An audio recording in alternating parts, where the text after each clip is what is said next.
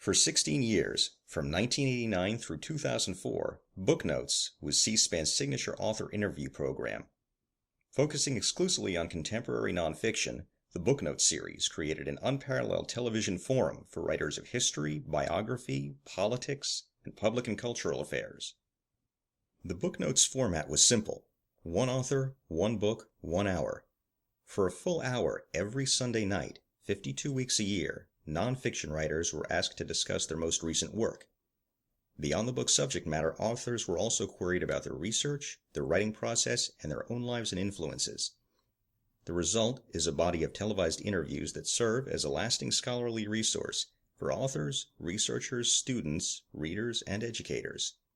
George Mason University Libraries is now adding to this trove of information by re-interviewing selected authors about their experiences as part of the Booknotes series. Today is Wednesday, July 16th, 2014, and we are interviewing author Ken Auletta, who appeared on Booknotes on October 6th, 1991, to discuss his book Three Blind Mice, How the TV Networks Lost Their Way. Hello, Mr. Auletta. We're catching up on an interview that was done, 23 years ago? Time flies. But we're interested in hearing what you have to say, or if what you recall, and I'm especially interested in hearing how you, as a person who deals so deeply and intimately with the media, thinks about C-SPAN and Brian Lamb and the legacy of Booknotes. So I'd like to know, how did your book come to be on Booknotes?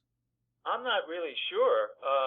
What happened, as best I recall, is that the publicist for Random House, who was my publisher, set up a book tour, as you do for any book that has hopes of being a national book. And among the stops on my schedule in Washington was Booknotes. I was thrilled that it was on my schedule. But how it came about, I don't exactly know, but I just assume it came through the C-SPAN talking to Random House publicity. Mm-hmm. All right. So how did you prepare for your appearance on Booknotes? I didn't. So what do you remember most about from your appearance on the program? And if you could describe your experience on the show. It was wonderful. What I remember vividly is that, first of all, you have to compare it to other television interviews done, or many interviews, not just television, but mostly television and radio. The people who are interviewing you have not read your book. Right. And so they will ask you a kind of a gotcha question, and really kind of a soft question, because they really say either, tell us about your book, Mr. Auletta, which is a softball dream of any author, because you can say whatever you want. Or they'll say, they'll introduce you and saying, this is the author who the television networks are trying to censor. How do you feel about that, Mr. And Brian Lamb sat there calmly. He had the book all marked up. He had notes in front of him of questions he wished to ask that he had scribbled by his own hand. And he began very slowly. I mean, he began with, this book took you how long? Questions like that. Because he had the luxury of time. Mm-hmm. That's a luxury that most media interviewers don't have. It's always rushed. So the author generally gets to complete a sentence, not a paragraph. And with Brian Lamb, you were completing paragraphs.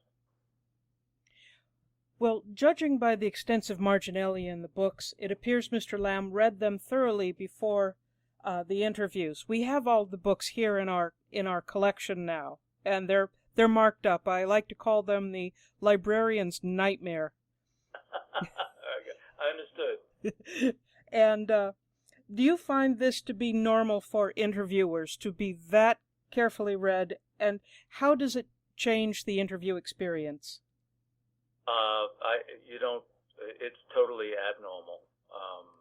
I mean, every once in a while you'll do an NPR interview and the host has read your book carefully and marked it, but I've never encountered anyone who read it and made that many notes in a book during an interview. 11 books I've published, as did Brian Lamb. And what that means is several things. One is you really look forward to it more because it's enjoyable. You're sitting opposite someone who's actually read your book and thought about it, and you anticipate that he's going to ask you surprising questions, which is kind of fun. Yeah. Particularly on a book tour, but by after several days of the book tour, and usually then at least book tours would last 4 or 5 weeks, you are bored to death with yourself.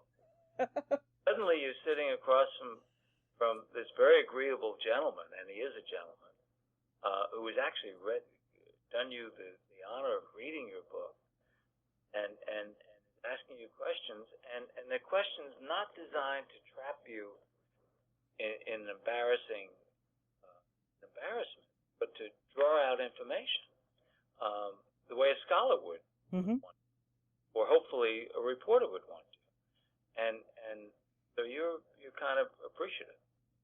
Well, Mr. Lamb had an extensive background in the media and had worked as in radio stations and in journalism in general. So I think he probably had a soft spot for your book.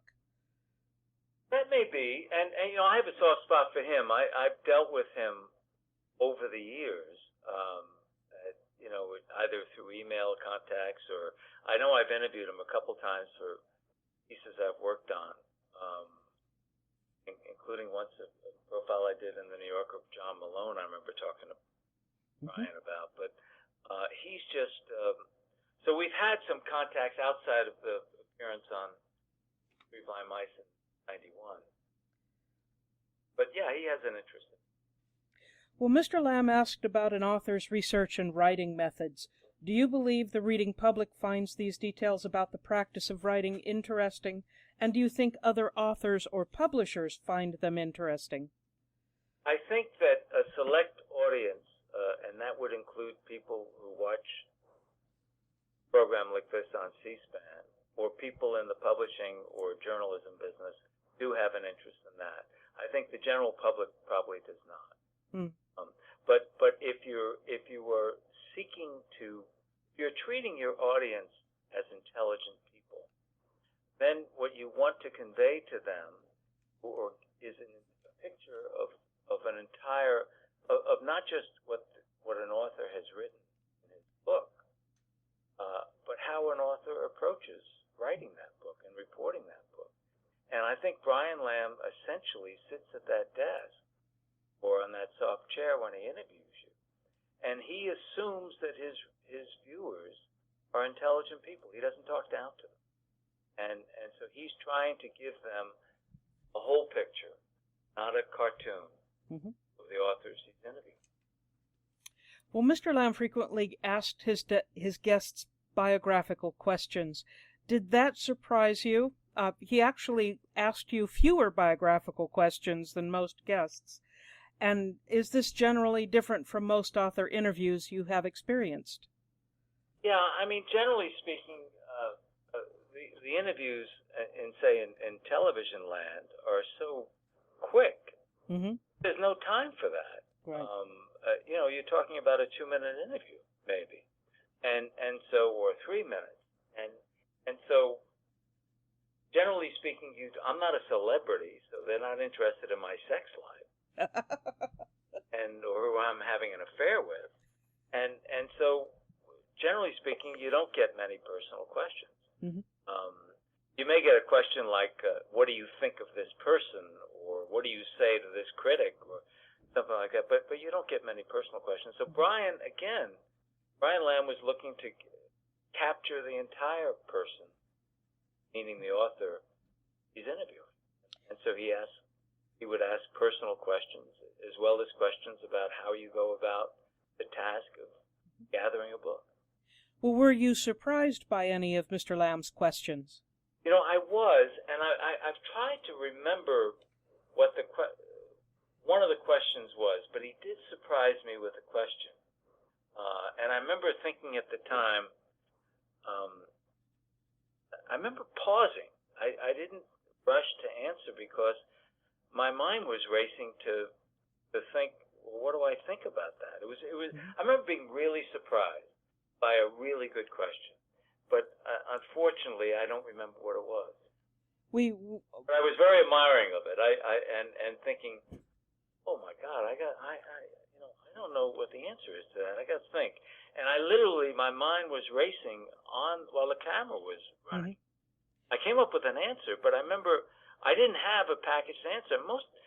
When you do a book tour and you've written a book, it's almost a jukebox. You can press A1 or B1 and you have an answer to most questions that you've anticipated. This was one where I didn't have an answer because it was just a good question that I thought about. Well, Bob and I have listened to quite a few of these interviews on the internet, and I think yours by far, Brian was in fine fettle that day because he really asked you some very good questions. Yeah, I think he did too. I mean, it's when you're sitting there and you become very respectful of that. At least I do. I mean, I sat there and I'm sitting there and I'm saying, this is fun. I mean, I'm sitting talking to someone who has read the book, thought hard about it, and is thinking hard about questions. And I was about to say tough questions, and I don't want to. It might be misleading to use the word tough because it wasn't show-offy tough, but they were tough questions. Sometimes they were questions that made you think, which is what a good interviewer should do. And most interviews, to go back to an earlier question you asked, particularly on television, but it's true in general in the media on a book tour, they don't ask you those good questions. Well, did you watch Booknotes before or after your own interview? And if so, why? Did your experience on the show change your impression of it? No, I had seen it some, and both before and since, and always respected it. And so I don't think I guess I didn't realize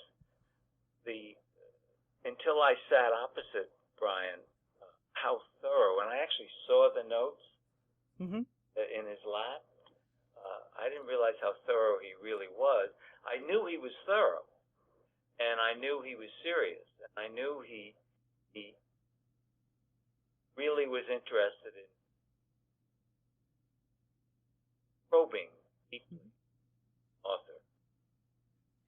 Well, for Booknotes, Mr. Lamb intentionally worked on a minimalist studio setting so that the viewer's focus could be entirely on the author being interviewed. This is very different from network TV, for example. What do you think are the pluses and minuses of such an approach?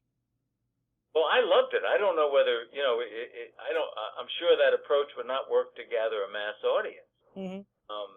I mean, and people would complain about its lack of production values, 2 cameras, et cetera. But to spend over 5 years reporting and writing a book as I did on that book, and then to be able to sit for an hour and discuss it with someone who has read it carefully and is really interested in understanding and making sure the viewer understands what this book is about and what the lessons, if any, may be, is thrilling. Well, the Booknotes series focused entirely on nonfiction books published between the late 1980s and 2004. What do you think might be the advantages of an 800-book collection with this focus? Well, I'm sure that historians can go back and watch those 800 interviews, and it will illuminate that period of life in our country. I don't think there's any question about that. They also can, in a someone who wants to write a biography of some of the 800 authors who were interviewed, that hour-long interview that Brian Lamb did with them will be an invaluable part of their research, as will the oral histories of those writers who are still with us. But and I just think it'll be, libraries are fun. I mean, the thought that you have at your fingertips, an ability to, I'm sitting here staring at my iMac screen and not reading anything. I'm listening to you, but I'm always awed by the fact that I could literally look down at my keyboard, do a Google search, and maybe one day I'll be able to call up those 800 interviews. Mm-hmm. Well, they are online. Yeah, I think it's thrilling. As a tool for me as a journalist, it's thrilling. Mm-hmm. As someone who has some intellectual curiosity, it's thrilling. And so if I'm reading a book by one of those 800 authors, and I know that I could then go and learn more about them by accessing one of Brian Lamb's interviews, it's thrilling. Well, Mr. Lamb and C-SPAN had a rule for Booknotes that authors could only appear on the program one time. If asked, would you have returned for another interview? Multiple. Gladly, yes. Now, some of the authors, the books that they were interviewed by Brian Lamb on Booknotes for, under this particular set of rules, how to put this delicately, was the books were not their strongest book. Did you get caught in that conundrum? No, I was thrilled to do with Three Blind Mice because it was a book I had invested more time, as I said, over 5 years than I had in any of the other 10 books I published, and it was one I'm proud of. Parent wouldn't say which child is their favorite. I couldn't say to you that Three Blind Mice was my favorite book, but I could say to you that I'm glad I did an interview, that was my one interview, as opposed to, because I think it was one of the more complicated books done, and it's certainly more complicated than, say, a collection of pieces I've done for the New Yorker, which have been a couple of my books. Right. So I was thrilled to do it, and would have gladly done more. Do you know if there was a difference in sales or national attention after your appearance on Booknotes? I don't. I know that, there are times when, I've been on Today's Show for a book, and you can see the sales jump. And obviously with digital vehicles like platforms like Amazon, you could more easily measure the next day's impact doing a big interview the day before in terms of digitals. But I have no way to gauge whether appearing on Booknotes bumped up sales. I did get comments from people. In candor, I got many more comments when I do a show like Today's Show or NPR program that I went on Booknotes because the audience is larger. Right. But I don't know. But the truth is, if 10 people watched it, it would still be joy for me to have done it. Well, did your experience on Brian Lamb and Booknotes cause you to rethink any of your approaches or assumptions regarding your research or writing? Not that I can recall. Not that I can recall. Though I wish I could remember the question that surprised me, because it may be that one forced me to think in a fresh way about something. I remember surprise I had when he asked the question, and I remember thinking to myself, one smart question and one challenging question, and I remember coming up with an answer So unfortunately, I don't remember what it was. I don't remember either the answer or the question. But if I had that, if I watched that, I'm sure I would be able to figure out what it was, and then answer your question more forthrightly as to whether it changed my thinking. Well, I would like to know what you've been working on since. Obviously, an outstanding collection of articles and columns and blogs for the New Yorker.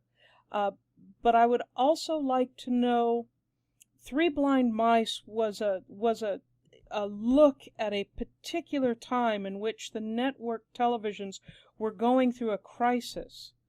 Now that the technology has changed so drastically, you know, what does your book look like in terms of the whole new technology of the internet? Well, I did a book in 2009 called Googled, the World as We Know It, and Google was a close look at Google and how disruptive Google and digital technology was, or the internet is, to traditional media.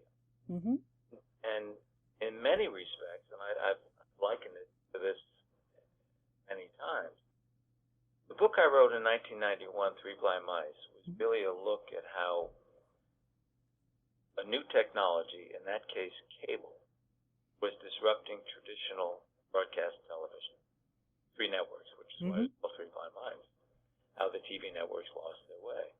Well, 2 decades later, when I wrote Google, The End of the World as We Know It, I was writing about how a new technology, internet, was disrupting cable and broadcasters and newspapers,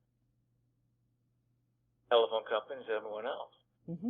So in that sense, I was just extending my look at a disruptive technology. In this case, to Google, Three Blind Mice, networks versus cable. Well, in your estimation, what has been the lasting impact of Booknotes in American society? I paused the way I probably paused when Brian Lamb asked me that question. I don't remember. In that, I'm not sure I have an answer to that. I'm not sure if Booknotes has had a profound impact on society at large. It had a profound impact on me as an individual, and reinforced the admiration I have for Brian Lamb and what he's done, not just with Booknotes, but with C-SPAN. But I don't know whether C-SPAN has, and Booknotes has had a transformative impact on society. I mean, it certainly has not had a transformative impact on television. Pressingly, they've become briefer and more salacious and gossipy, superficial, unlike Brian Lamb's. So it's hard for me to sit here intellectually and say that my God, Brian Lamb has altered and made more the landscape of television interviewing and made it more serious. I think the opposite. And I don't blame him for that. He tried hard, but so when I think that way, I say, how can I credit Brian Lamb and his wonderful interviews, Booknotes, with transforming society? Can't.